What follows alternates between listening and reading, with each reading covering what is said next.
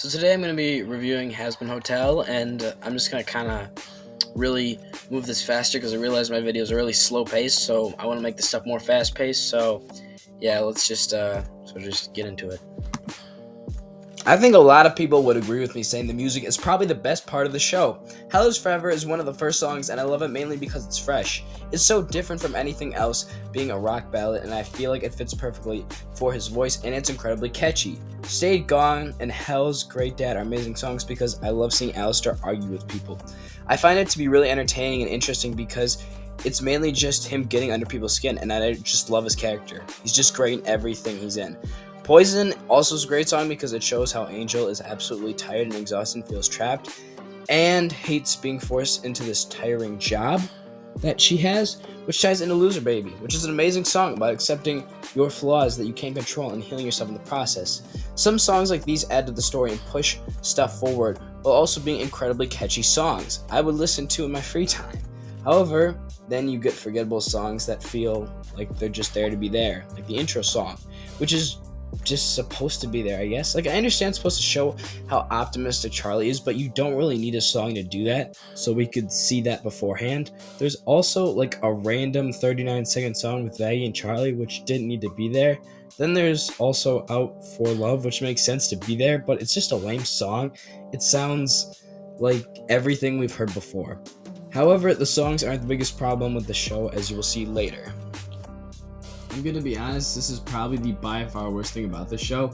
Now, I'm not going to blame the creator for this, they clearly wanted it to be longer. However, Prime seemed to only promise them 2 8-episode seasons, which most people, if they have about a 5-hour time span, could watch all of it in one sitting, which is just not enough to tell this big of a story. Now, it's hard to even start with the issues, so I'll just start with the first major problem I found out when watching the very first episode.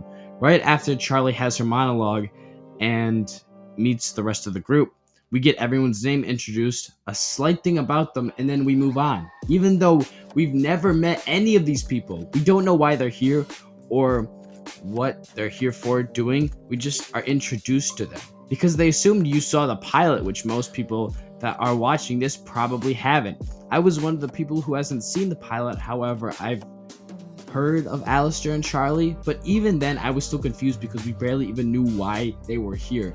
Like, we didn't even know why Nifty's here or anything else like that, because people were theorizing that Nifty is an overlord or something, but we don't know that. And now when we watch the story, we see Vaggie and Charlie talking to each other, interacting with each other, and I'm assuming if you haven't seen the pilot, you would assume they're friends. However, it's confirmed 4 episodes later that they're together when introducing to her dad. What? We didn't know these two had a relationship until it was introduced to her dad, which we saw in the later half of the season. You know how terrible a pacing that is? That's awful pacing. You have to confirm almost everything that is important and established at the beginning, because most people just assumed, oh, it's just a friendship. But no, it's actually a relationship, which we didn't know about. This is just being brought up randomly, and you're telling me you never had an opportunity to bring that up in the first place? You couldn't have shown any sort of sign that they were actually like dating each other? It's just weird to me that this is how you introduce the main relationship in the story. It just didn't make sense to me.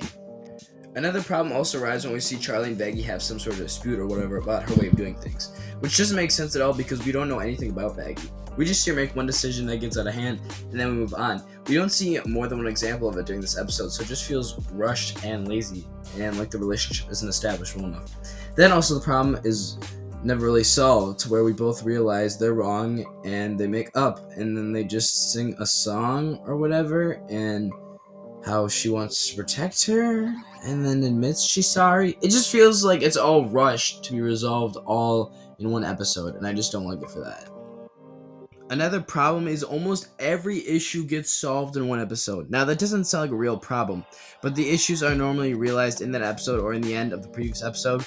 They're also doing this while piling on other stuff constantly, so it feels unearned. Because we have this big plotline in the hotel and fixing demons, while already trying to communicate with heaven to redeem sinners with Alistair's mystery, and it's all supposed to be done in 8 episodes that are only 20 minutes. It would be different if it was just a little slice of life story in hell, but there's just too much lore and story and characters and themes for it to be this short.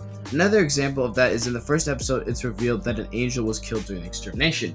Sounds like a cool idea and mystery to put in the plotline to expand upon the world. But in the very next episode, we are revealed who did it anyways, and it's some random overlord that we meet in that same episode. We don't really know anything about her besides the fact that she sells firearms and has children. And because, oh, she got to protect her children, we should all be giving her tons and tons of sympathy when she's an arms dealer. We don't know anything about her. If she was introduced earlier on and the mystery was revealed later on, this would be more interesting. But the fact that you give us a mystery at the end of one episode and then reveal it halfway through the other episode, it just feels like lazy writing. It doesn't feel like a surprise or anything that, oh, all of a sudden it's revealed. It's just some random character that we don't care about. You have to build up all the characters and then reveal the mystery. So then we actually care about it. But they don't do that here. So it just feels lame and lazy. However, the one great story beat that's been going on that I really love is everything with Alistair. He's the only mystery that's worth really caring about and that's interesting, and that they're trying to actually keep a mystery with little hints and pieces that are really surprising. And also the fact that Alistair's been gone for 7 years and Lilith's been gone for 7 years is definitely not a coincidence, and that's definitely going to connect to something. However, a lot of the story and the pacing is the big issue with the show, and it's all over the place. Okay, so now talking about the characters, I actually really like a lot of them. Nifty might be one of my favorite ones as just a hilarious comedic relief that just every joke she has lands perfectly. I also like Serpentious. I think he's really funny and hilarious, has some really good jokes in there, and I feel like he's a really good idea and example of someone that can be redeemed in this hotel, which I think is very interesting. And we have Angel Dust, who is probably the best character out of any of them, as we see her being consumed by this idea, this ideal, this thing, and then having Husk sort of bring her back to reality that, sure, this might be a terrible thing, but it doesn't define you.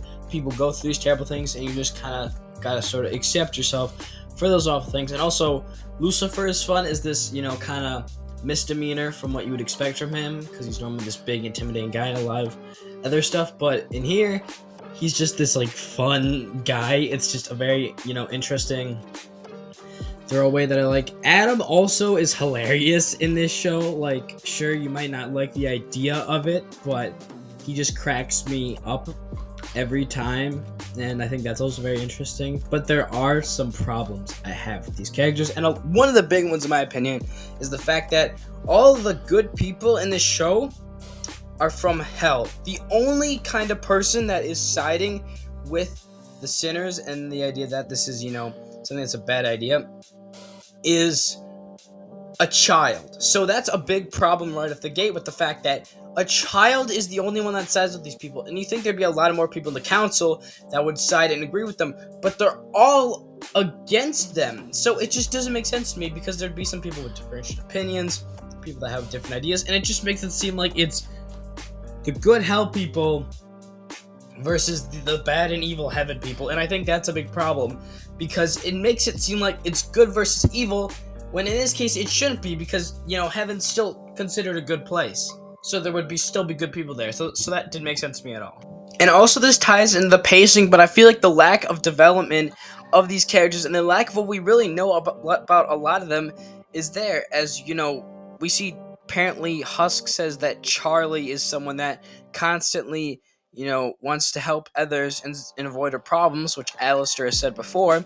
However, we don't see that, ever. We never see that at all in the entire show, where she's using this to avoid her problems. We never see those examples, so it just feels like exposition that's told to us.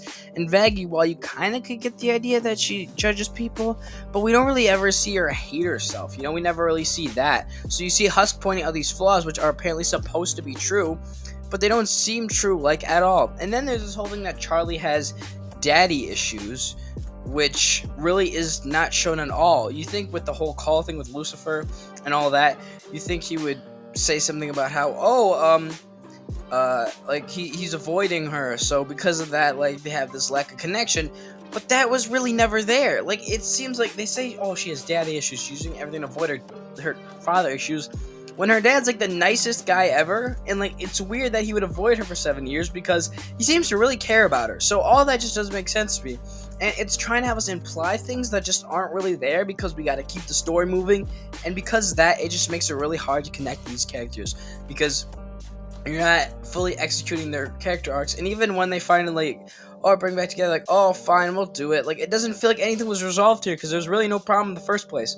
So I don't really understand this whole idea of like them having a problem with the relationship when it seemed fine in the first place. That I also just did not understand as well. It just felt like they had some really weird ideas of what to do with the characters and just like threw them out there, but never really showed us clear-cut examples of these actual character flaws.